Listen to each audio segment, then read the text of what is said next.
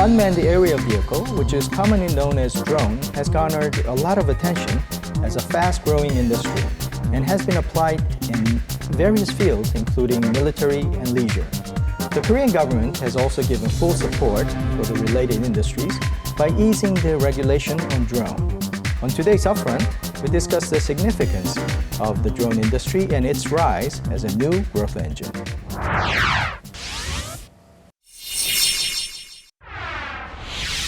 Drone, which stands for Unmanned Aerial Vehicle, has brought about huge changes in the global society. The concept of drone appeared for the first time in 1960s. It has been called in a lot of different terms, including RPV, Remotely Piloted Vehicle, or UAS, Unmanned Aerial System. And the term drone has been more widely used by the public, along with the rise of small unmanned aerial vehicles. Drone has been used in a wide range of industries, aside from medical, technical, and artistic fields, as well as military purpose. And the related market is also expected to become one of the fast-growing global industries in the near future. Drone has been closely related to our daily lives. It has been used a lot for filming purposes, as well as delivering packages, and even for human carrying purposes. Global companies have gone through a fierce competition to dominate the drone industry. Leading companies like Google, Facebook, and Amazon have already galvanized efforts to develop new drone technology. And recently, a Chinese company, which is the world's largest commercial drone maker, has officially opened its first drone arena in Korea. The Korean government has also released its measures to ease regulations on drones by improving the flying conditions and increasing the demand. 신산업 성장을 가로막는 핵심적인 규제들은 선제적이고 과감하게 철폐해야만 우리 경제가 한 단계 더 도약할 수가 있습니다. 신산업 분야에 대해서는 화끈하게 규제를 풀어서 세상이 깜짝 놀랄 만한 파괴적 혁신 수준의 규제 개선을 이루어 주기를 바랍니다. Upfront discusses the rise of the drone industry as a new growth engine and outlook for its future growth.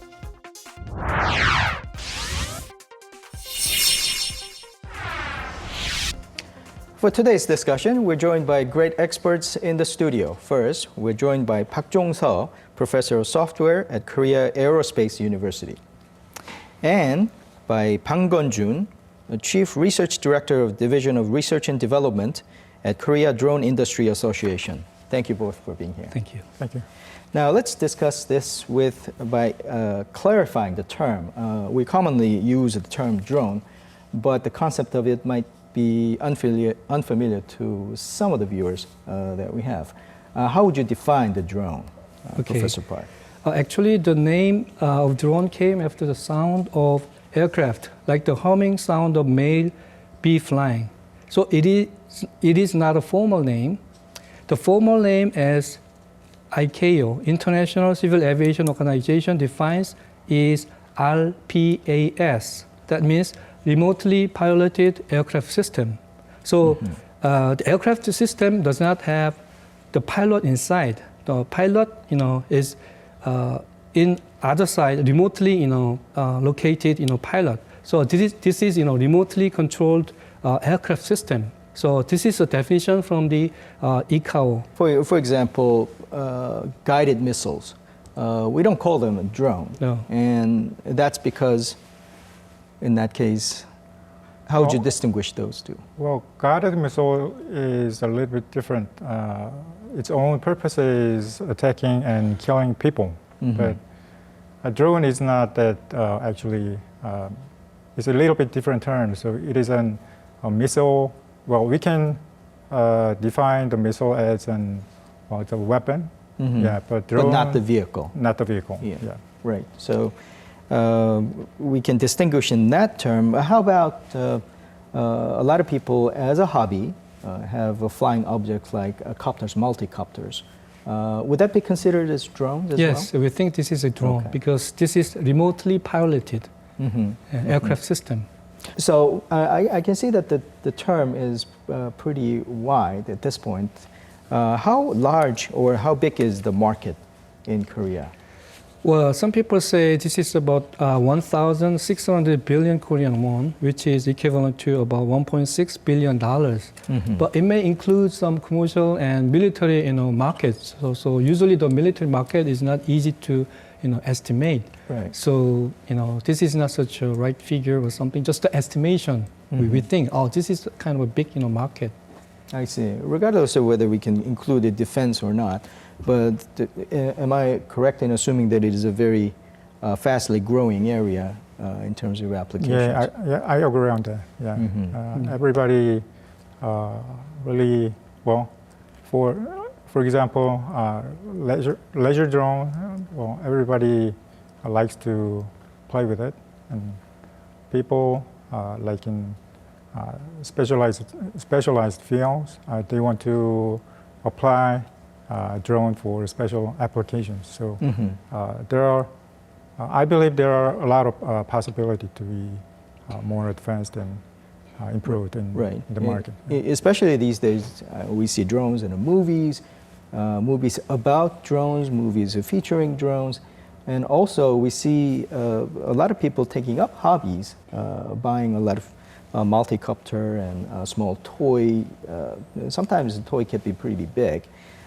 So it seems prevalent. And also I hear is that China is kind of a leading competitor in that field. In certain sectors, they occupy dominant position as high as 70%. Is that really yes, the landscape? That's really happening right now. And they are competing against America or European countries. So they are kind of number one. But this is only for the a quadcopter for the entertainment and hobby market, not for the military. So, but anyway, this is really fascinating, and this is really surprising because there are so many countries who are concerned about drone technology, and even under that circumstances, China is very successful. There's a brand name, DJI or something, and not only for the DJI now, Xiaomi is will be competing against Chinese competitors. So that market is growing, but high competition is happening right now. How about Korea? In terms of the technology or the applications, where are we situated? We heard that Israel, France, United States, also China are the heavyweights in the industry of drone. But does Korea figure prominently in that field? Well, Korea has little bit difficult situation in considering the infrastructure and human resources. The leading countries like United States and maybe Israel and China, they have a lot of people to develop drones, but our country, Korea, doesn't have any infrastructure for development of drones. So the situation is a little bit difficult comparing to other leading countries. Right. Also, compared to other countries, Korea is a little bit in a difficult situation, aren't we? Because of the military situation with the North Korea, a lot of areas need to be tightly watched and controlled in terms of flying objects, because there are a lot of military uses that can be used against us. So considering that, do we have a pretty good situation in terms of pushing for non-military uses? We have a very special situation in South Korea, as we know all about this, because of the North Korean threat, and that is the reason why, in terms of military, application, military, market, and technology, we have some certain amount of, technical competence. But for the commercial market, the Chinese people actually from Hong Kong, they studied business from Hong Kong, and they go to China, Shenzhen, and like this. So they take a look at the market very well, and then they provide the appropriate technology with a very cheap price. So that was very appropriate for all around the world, not only for the China, not only for the Asia, but America and Europe and every country. So that was the winning point. So we are a little bit behind in terms of that commercial market. So we have to think about what we can do about this situation. How can you break out of this situation? And we need some kind of plans and some directions and like this, and policies, like this. I think. I guess it's important to look at, regardless of how restricted Korean situation is, what the landscape is overseas. So tell us more about the uses, the different uses that the drone has been put to, regardless of geographical restrictions. You can contrast that with the past uses to current prevalent uses.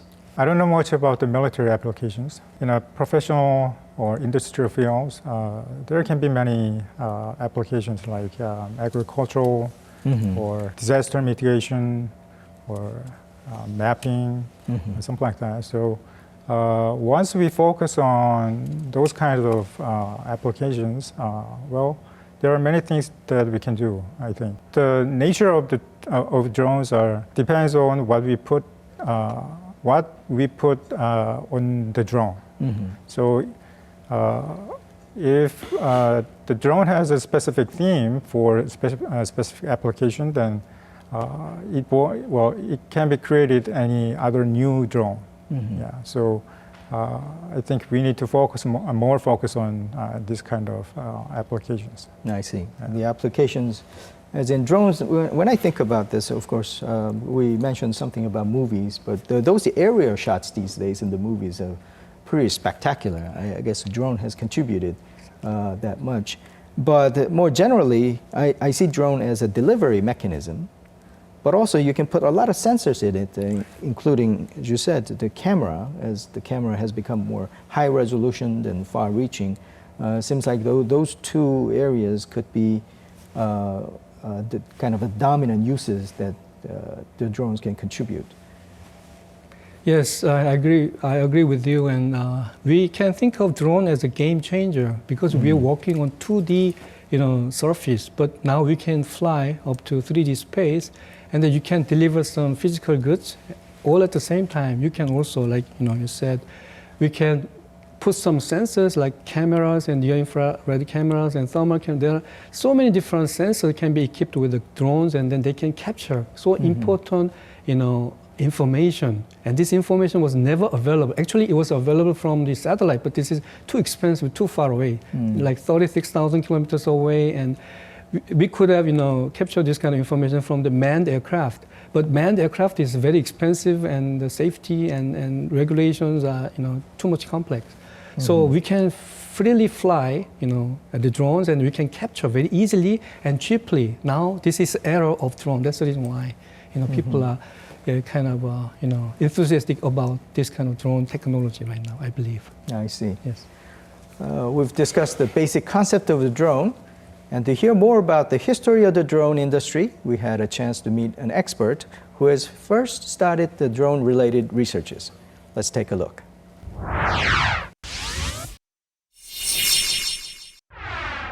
When I started my research, that was 1991, and at the time, drone was not a standard terminology at all. At the time, I was interested in just flying control, so I used a helicopter. But later, in 1995, a GPS came along, and then that was the time when the commercial drones really started exploding. Korea is actually a very strong player in drone industry since the early 80s. Because we have this defense issue in North Korea. So a few military drone was developed back in time. And Korea government constantly invested in the drone industry, primarily in the military area, through a number of the government subsidized research institutes. And so therefore, they say Korea has been marked as a number 7 in the global UAV industry. Recently, I started a very interesting or challenging, daring work that put a robot in a cockpit to fly an airplane. Actually, there's a lot of interest and also a lot of questions why we bothered to do that. my motivation is so I like to have a turnkey solution that I can put into the cockpit, and in a very short notice that I can turn any aircraft into unmanned aerial vehicles. So this is something they haven't really tried before, and also there's the drones, the unmanned aerial vehicle designed to from scratch, or there's a small drone. So many people wonder why we bother to do that. And my short answer is that the aircraft, if we try to convert into UAV, we need to put a lot of sensors and computers and actuators beyond the level where we lose what they call certification. When you lose certification, you have to recertify the airplane. This costs a lot of time. So my idea is a pro robot, and where the human intervention is deemed unnecessary or difficult or not really considered as a viable option. The conventional answer for that is we use for aerial photography, or sometimes these days we talk about the aerial delivery. We put some package in a drone and we send it somewhere else. And also the imagination is the limit. People come up with every single day new application where we researchers never thought is possible or making any sense. For example, they try to use the drones as what they call the selfie camera. You have this drone taking a picture. Also, I recently found somebody's fishing with a drone, or somebody's using a drone to pull himself into the in the surfing board. Or recently, the drone is even making into way to carry human itself. So there's a small drone where people can stand on, then you can fly around. So this is, if you really look at it, the heritage is definitely drone, not the existing aircraft industry. So this is definitely one way, new way, where drone you'll find itself into every day a new application that exceeds our imagination.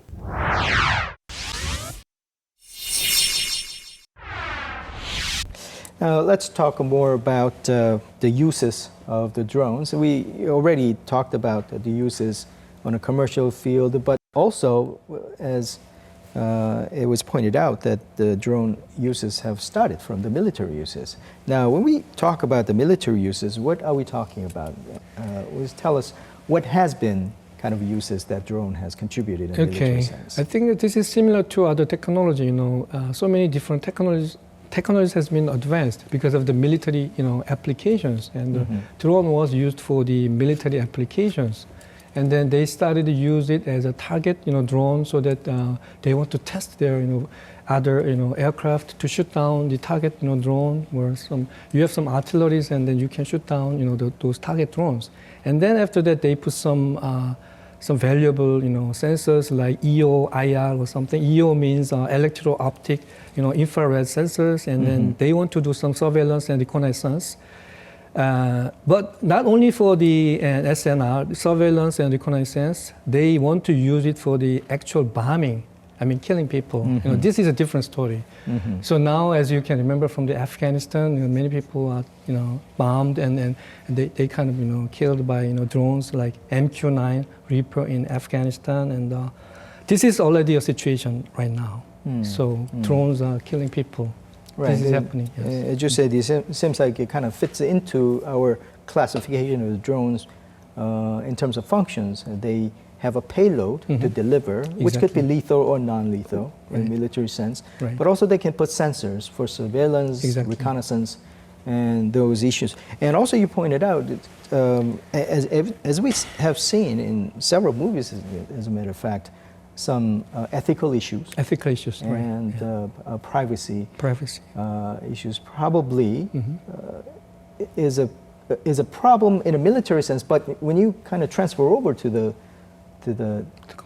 commercial and the civilian sense, probably that problem could be multiplied. I guess we could talk about a little bit later. But how do we kind of resolve these kind of issues, especially the ethical concerns and privacy concerns? Is there any guidelines as far as you can see? Maybe it is a difficult question, but it is really difficult to regulate with a law to limit the application of a drone, especially for the public, the general public. So But the first thing that should be made for the users, the general public, is, I believe, education. The drones recently published is really easy to fly. So any beginner can fly any drones. But the problem is it is easy and easy to use, but they are not well educated in use of drone. It is very difficult to educate them, but anyway, we had established some guideline, the limitation of drone in as it is a new field, yeah. probably, and the use has been probably limited, but at the same time has a far-reaching effect because of the development of sensors and cameras. You can look into other people's lives, not only on the military side, but the commercial and civilian side as well. Now, you mentioned something about the awareness and education, but in terms of education, probably what will support this industry is having a human resources. And when we talk about raising human resources in drone industry, we can think about engineers and those people who can make the drones or design drones. But what's your kind of perspective on how education should be done and to raise who? I think we need to educate, train people, because if we want to foster, drone industry, then there should be many people who can operate, who can understand. And ethical issues is another, concern, and the safety and security issues, And we also have to teach them this is no good or something. But for the military case, we don't have any control over, in America or something. So this is happening. So in a military trend, there will be more and more, unmanned vehicles and unmanned aircraft, because this is more efficient. So it'll go that way. But for the civilian, commercial, use of drones, and we can foster, this drone industry, not only just manufacturing the drone, but we can think about the application areas of the, drones. So there are huge market, we believe, and then we can go this way. We are not too late. So rather than following only for the, manufacturing the drone, we can think about what kind of application areas, and then how we can connect it with the IT technology, like in IoT or AI or deep learning or something. Right. Now the world is changing like this, and there are so many researchers. I mean, there are some researchers who are interested in this one, and they are doing a lot of research work, I believe. Yeah. It is interesting. Professor Bhang, you're also deeply involved in the application side of this. And Professor Park has mentioned artificial intelligence and probably the fourth industrial revolution kind of dynamics. And how do you tie this into this drone industry in terms of making it a growth industry or kind of a overall industry that can have a far-reacher impact? I believe developing some kind of software related to drone might be one of the solutions that we can overcome our difficult situation in our country. There are many sensors that we can collect the data, normal camera or IR sensors or thermal IR sensors or radar, LiDAR. Well, drone is really a simple structure. Drone has a really simple structure, but when we put a different theme, it changes huge. Like it is totally different thing. So some kind of applications related to software and any collected data. Manipulation or selling business of the collected data is another huge market for drone business. So I believe people need to think more about the applications and software and data sets collected from drone rather than making hardware of drones. Now let's talk a little bit about the new development, I guess. One of the new development is that the Chinese company, the DJI, which is a leading drone maker in China, has opened a DJI arena, drone arena in Korea. not in China, but in Korea. That kind of raised the eyebrows from some people as to why they would open up the market, the arena here. First off, what's the drone arena in the first place? I think this is kind of a store. They want to advertise their product and then allow people to come and then they try some, kind of a racing. But this is not a serious racing, arena. This is just a sample. Mm-hmm. So that I think DJI is concerned about the culture, drone culture, because they opened the flagship drone store near the Hongik University. Mm-hmm. The place is very famous for the worldwide, young people about the K-pop and K-culture. Mm. So when they come to this, Hongik University near the street or something, they will find out the, DJI, a flagship store, and then they can take a look at, the Chinese, drone company is over here, and then they, and then this is advertisement. Where will you advertise? I think this is kind of a point that they're looking for. I see. Is there any other reason for them to open up a market or the shop in Korea? Maybe I think it's a business purpose. Korea has very unique environment in people like new technology, so computer or like drones. When new products are released and people are really interested in that and they want to buy one. Right. We're collectively known as the early adopters. Yes, right. Yeah. So maybe the DJI noticed that and they want to sell more. In Korea. And if this sample in Korea, the arena, is successful, then they might build another arena in China or America or any other places. So that might be, this is simply an experimental business strategy. Right. There seems to be a trend that in other industries as well, Korea can serve pretty well as a test bed. Electronics industry and the drone, we see that.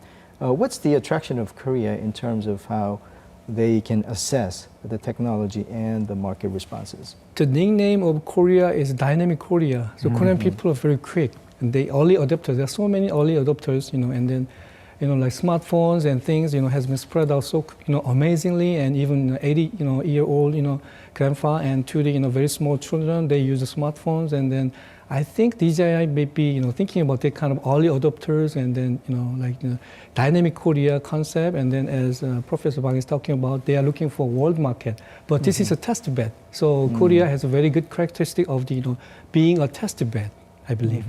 Let's mull over this news that U.S. has recently permitted the testing of a human-carrying drone.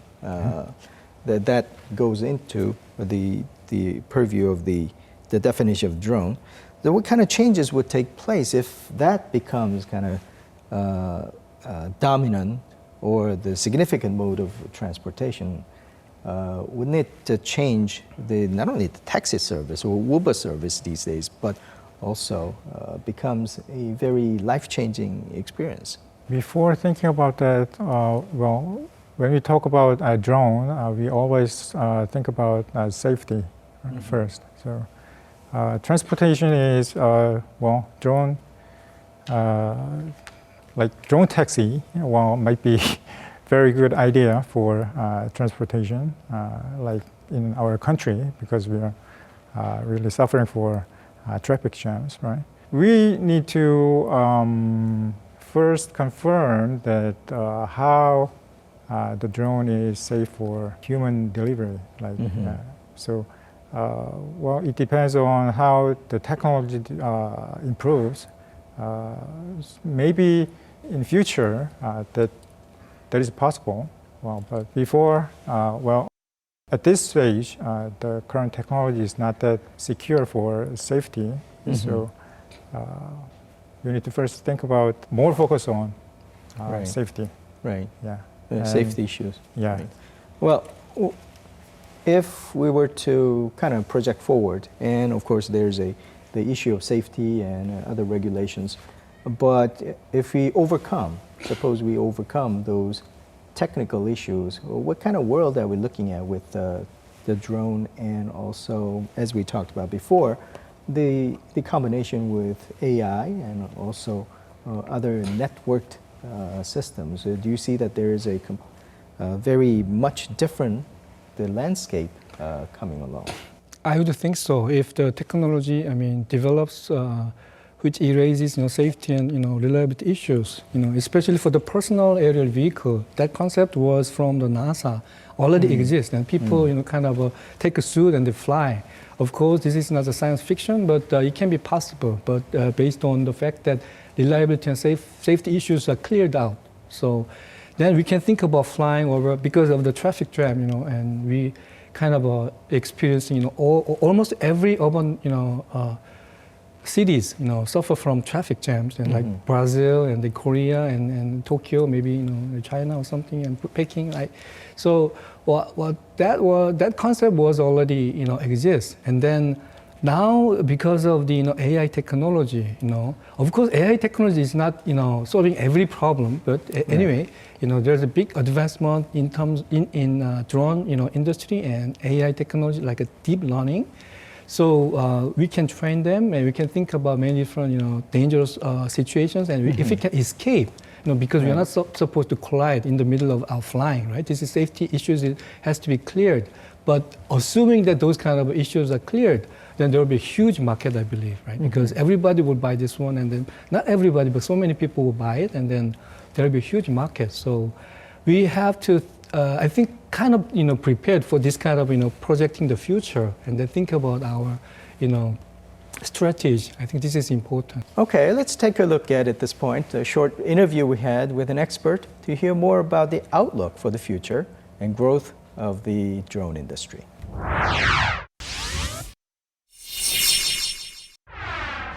So we have to consider in two markets. One market is military drone market and one is civilian drone market. But as you know, the civilian drone market is governed by a company named DJI in China.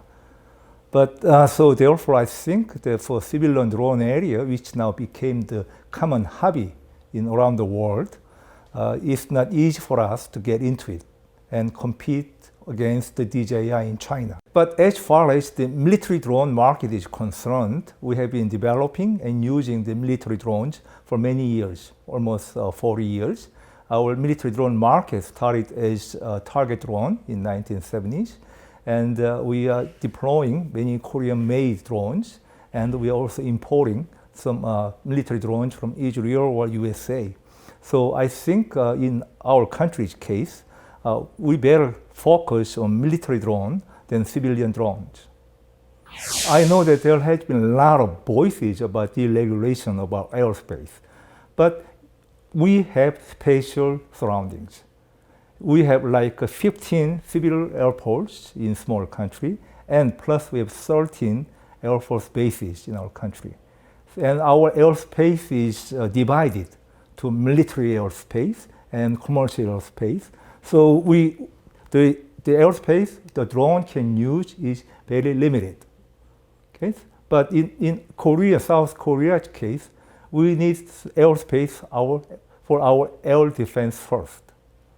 And this airspace or commercial line is very congested.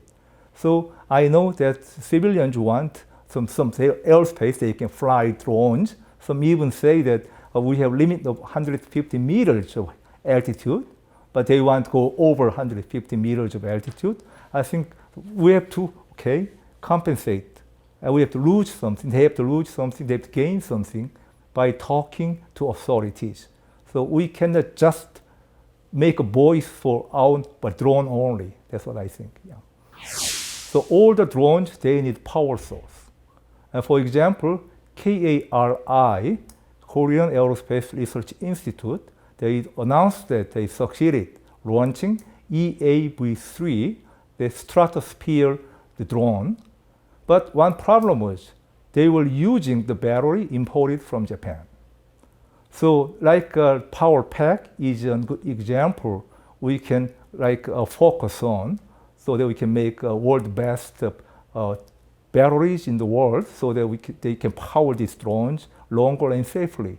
So we have to find some subsystem or part we have strong, okay, competitiveness against the world, other worlds, and that's very important. In military market, we have some big demand in our country. So, and our military drones have been developed, and we are developing well. But for civilian market, it's like a hobby level nowadays. For hobbies, the problem is the price and the quality.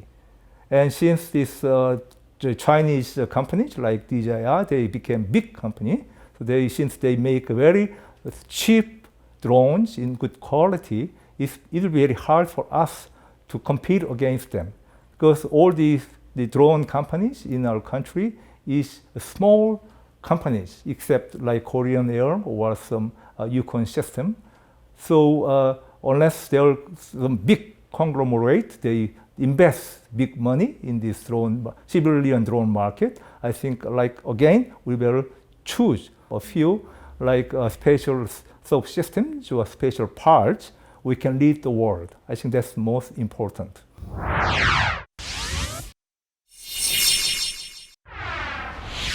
We have identified a lot of opportunities, but also a lot of the risks and the issues.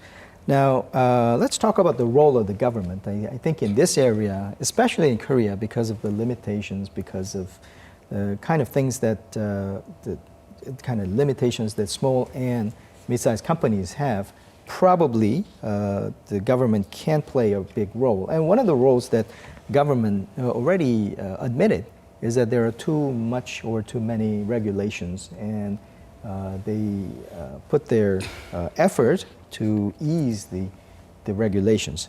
Now, from an industry and the academic perspective, how do you see, or what do you see as the urgent area of deregulation, or something the government has to ease up on? Well, I think the government is doing quite well, because we have to think about our situation. You know, so many military bases, and we have so many limitations. But government will try now is trying to, you know, kind of promote the deregulation, and then they allow, you know, out of sight flight and you know, night flight, and these kind of things are not, you know, experienced even for other, you know, America or other countries. So this is a good move. Rather than those deregulations, we have to think about why we are doing this. What is the ROI? You know, how we foster, you know, SME or something. So there's that kind of directions and policies and strategies in a global, in a more some higher level policy. It consider the kind of thing, not a microscopic, you know, deregulation, but in a macroscopic point of view is needed, I believe. And we need to get it together, like application area people and industry people and academic people and many different majors. Actually, drone is a kind of integrated, you know, industry and interdisciplinary, you know, character. So many people get together and talk about the possibility in application areas and then technologies and like this, so that we can have a macroscopic view. I believe that might be more important, I think. I see. Professor Bhang, what's your take on this? Some people have a knee-jerk reaction that government's regulation has always been too much or too overarching in Korea. Anyways, do you see that the deregulation can do a world of good in that kind of situation? Yeah, I think it's good. Deregulation is, well, in our country, the regulation was too strict, so it was required. So the government announced that they deregulated some. I believe the government also think about the purpose of the drone. So there are many purposes of drones, like for leisures or for the specific field applications. Based on that purposes, we need to differentiate regulations. So everybody can use, if the same criteria is applied for all drones, then, well, people may use the drone in a wrong way. So we need to, well, give some limitations on based on applications. So, well, I believe the government will do, but anyway, right now, it is not clearly defined. Okay, so the government's role seems to be something that we have to think more about. For example, in May, the government unveiled its plan to promote the deregulation, and part of the package is that, as you mentioned, there's a flight at night, and also they improved the flying conditions, and they expanded the drone flight zone to 22 places, which is, in your assessment, surprising because of kind of the security situations we're facing, right? But these kind of deregulations or expansion, in addition to that, though, what do you think is more required from the government?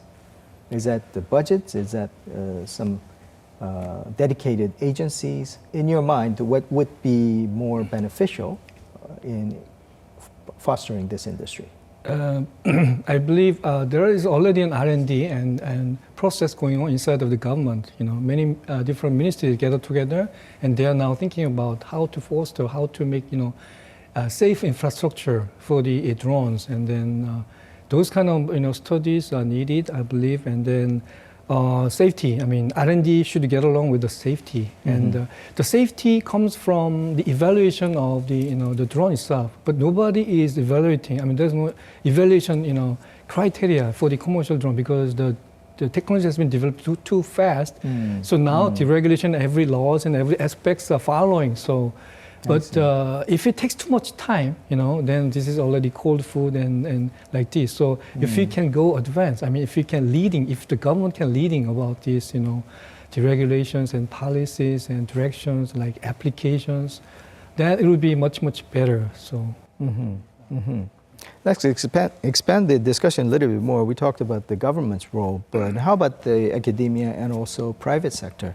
It seems like the issues are not only the regulation itself, but if you were to expand it in terms of bigger markets, you need more kind of a thinking about the safety issues, ethical issues, but also how that can be applied to the commercial situation, and also how it can grow the demand from people. So I guess it ties into education, but also ties into how the government and the non-governmental sectors, including private sectors, work together. Your take on that? Maybe the first thing is the government should try to listen to the demand of the private sectors.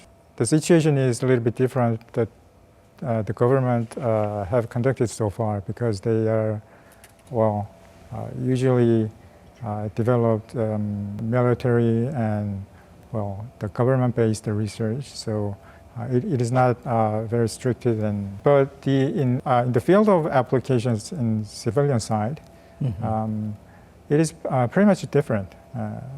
The situation is complicated. They think about many things, the safety issue, education, and they develop some kind of software and the customized sensors, and there are many things. But they don't have enough fund. Yeah. So the first thing that the government should cooperate with the civilian side is, the government should invest in more financial issue. Yeah. So they might be provide a very good opportunity in the development of drone in civilian side. I see. On the civilian and the private sector side, do you think that the companies have enough opportunity to make a good business out of it? Drone manufacturing, I don't think so. Like for the quadcopter case, there are 4, the wings, and then they fly. But this kind of market is already, I think, saturated.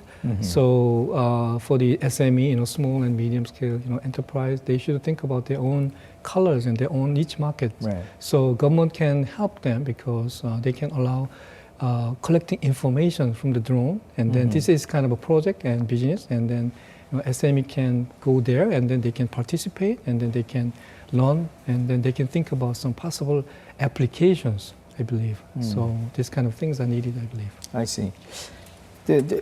Along the discussions, we talked several times about the safety issues. Now let's talk about that. One of the deregulations that was surfaced was that the government now do not require approval for inspection for those drones that carry the dead weight below 25 kilograms now. It used to be 12, but now 25 kilograms. Now, let's think about this. If there's a maximum limit of 25 kilograms, if this dead weight crashes into the crowded areas, God forbid, but what happens? Is there any established procedures or institutional means to deal with it? For example, if the plane crashes, of course we know that the insurance companies and who will be blamed and what type of consequences will take place. But if the drone object, which was flying under the limit of 25 kilograms, what do you envision would happen, or what kind of problems would it cause? Right now, due to the law and regulation, we cannot fly this in an urban area, so we don't have to worry about it. But someday, like a delivery drone, they will fly 12 kilogram or 25 kilogram. Actually, it doesn't matter that much because 12 kilogram is for the dead weight, and this is without the payload. And 25 kilogram is with the payload. So there's not so much difference actually. So I think government is showing this kind of deregulation, gesture for the, to foster the, market. Otherwise, it will be shrinking up or something. So that's the reason why. So there are some rules and regulations about this. You cannot fly on the, urban area and, densely populated area. But we have to have, safety and reliability issues, and then after that we can fly. Still, there will be an accident because, every day how many car accidents happens, we still use the cars, right? Because this is convenient. So same reason, we will be using the drones. But safety and reliability regulations and those R&Ds and support the regulations and deregulations and laws and insurance.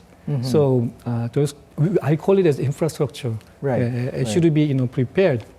It takes time to prepare. So I think we need to shorten this preparing time because the technology is developing so quickly and so many countries are interested in this drone business. So after the government goes faster for this kind of areas, and SME can follow, and then like this in a parallel or something.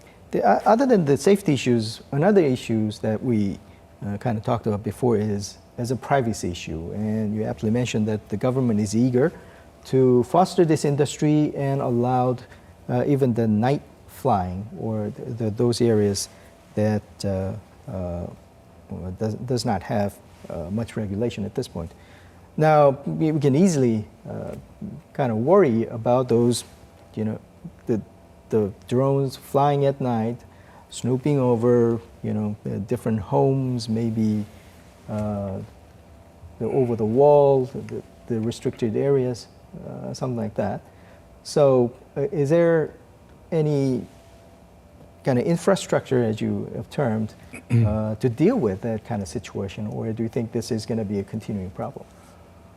There can be many different solutions depending on the situation, and now the government is preparing, not declared, but about registering, registering the put a registration for the drone, and then let them report their paths through the LTE modem, and then they have to report their flying path to the land, Ministry of Land and Transportation. I see. So that somebody has this drone, and this is registered to the, and to the ministry, and then when you are flying, you have to report. Then it'll be more clear. Oh, this guy is flying this way, and this is dangerous. Please do not, or something.